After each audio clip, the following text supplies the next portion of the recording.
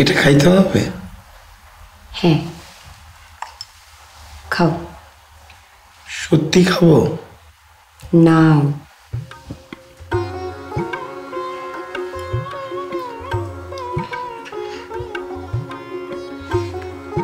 কেমন?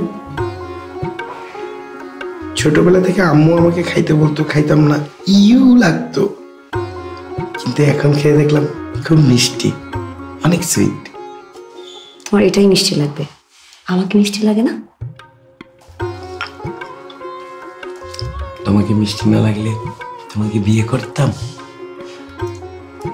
ভাই তুমি তো লজ্জা পাও কেন? আমি তোমার বিয়ে করা বউ না?